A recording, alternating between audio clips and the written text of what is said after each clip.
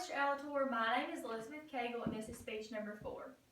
Good evening all and thank you for coming out to listen to my speech. My name is Elizabeth Cagle and today I want to speak to you about a topic that has caused increased concerns in recent years, and that is being overweight or obese.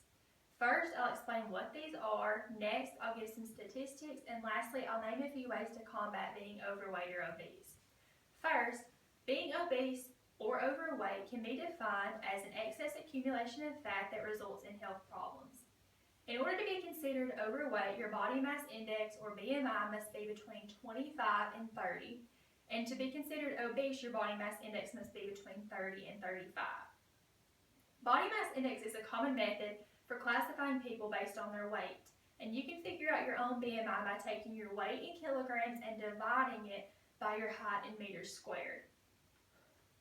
Being obese or overweight is a big concern because it can cause problems in many areas of your life.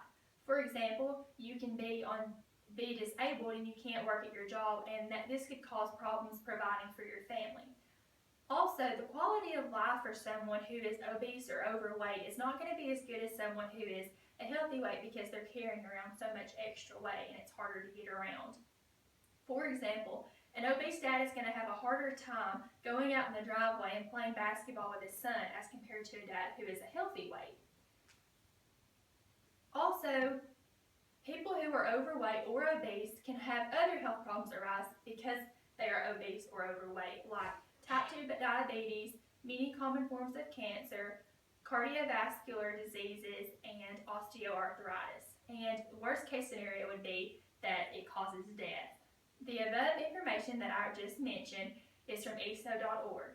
Now I will give you some statistics from a book called Obesity by Robin P. Blackstone, and it was published in 2016.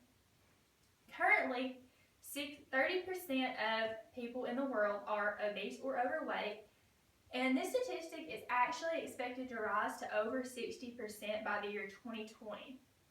This can be understood because fast food is very common and junk food is a lot cheaper to buy than vegetables and fruits. ESO.org also has some statistics, and they are as follows.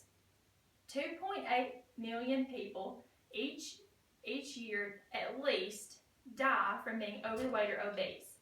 44% of people with diabetes and 23% of people with heart disease have it because they are either overweight or obese. Now I will give you some ways to combat being obese or overweight. For one, you should limit your intake of total fats and sugars, and you should eat more vegetables, nuts, and fruits. Also, physical activity can help you to lose weight and be in the normal weight range if you exercise at least 2.5 hours each week. And drinking water can help flush your body of toxins and keep you full so you don't feel the need to go get desserts or second and third helpings, which helps you to eat less and lose weight at the end. I hope you learned something new in this speech and that it was informative. Thank you.